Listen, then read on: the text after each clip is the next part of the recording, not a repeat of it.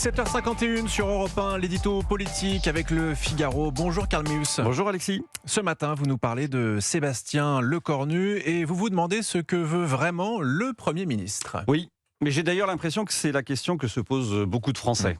En réalité, d'ailleurs, c'est pas moi qui pose cette question, mais une partie de ceux qui discutent avec le Premier ministre depuis septembre. C'est un peu inquiétant, mais une partie des dirigeants de ce qu'on appelle le bloc central ne comprend pas où le Premier ministre veut en venir. Je n'arrive pas à savoir ce qu'il veut, me confiait la semaine dernière un des participants au dîner organisé à Matignon le lundi soir par Sébastien Lecornu pour souder les rangs autour de lui.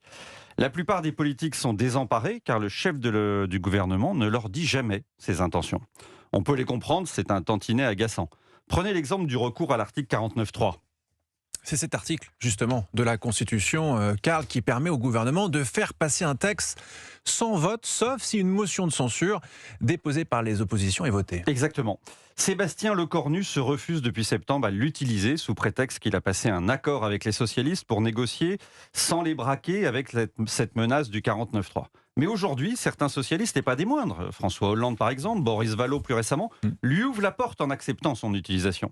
Et dans le socle commun, tout le monde pousse le Premier ministre à l'utiliser pour doter la France d'un budget. Mais curieusement, Sébastien Lecornu ne bouge pas pour le moment de sa ligne. Le gaulliste Lecornu refuse d'appliquer un article de la Constitution que le général de Gaulle a mis à ses dispositions. Si on était taquin, on pourrait paraphraser François Fillon. Qui imagine le général de Gaulle ne pas utiliser le 49.3 ? Mais alors, pour quelles raisons le Premier ministre, Karl, se refuse-t-il à utiliser cet article ? Alors, on a eu un petit indice quand le Premier ministre s'est félicité du vote du projet de loi de financement de la Sécurité sociale. Il a insisté à ce moment-là sur le fait que c'était, je cite, le texte du Parlement. Dit autrement, ce n'était pas le texte du gouvernement, donc pas celui de Sébastien Lecornu.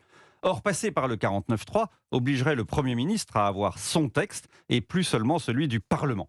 Il serait donc jugé responsable des augmentations d'impôts et des taxes et de l'absence de réforme. Alors que sans le 49.3, il peut facilement remettre cette responsabilité sur le dos de la négociation et des nécessaires concessions. C'est ce qui explique que le Conseil des ministres, hier soir, a autorisé le chef du gouvernement à déposer une loi spéciale avant que les discussions générales sur le budget ne reprennent en janvier, voire plus tard. On verra bien à ce moment-là si Sébastien Lecornu est toujours arc-bouté contre le 49.3 ou s'il accepte de bouger.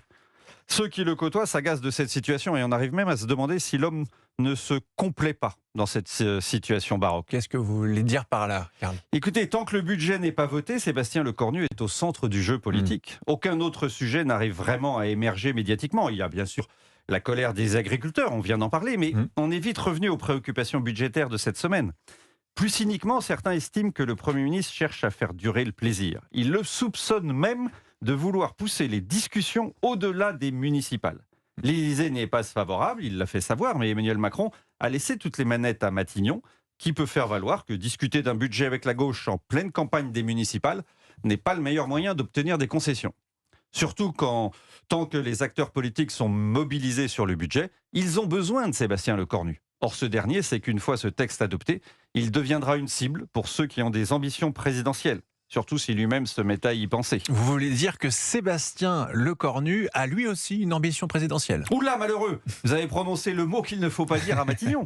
L'entourage du Premier ministre est formel. Celui-ci est concentré sur sa tâche, donner un budget à la France. Et il ne pense à rien d'autre. La preuve, il est dans l'abstinence médiatique. Il n'a fait qu'un seul 20h, celui de Léa Salamé sur France 2, refuse toutes les autres demandes d'entretien. S'il voulait jouer sa partition pour 2027, nous disent-ils, il serait plus souvent dans les médias. Matignon essaye de nous vendre un Premier ministre qui ne penserait pas à l'Élysée et qui arriverait à résister aux pressions amicales, voire médiatiques, qui ne manqueront pas d'arriver.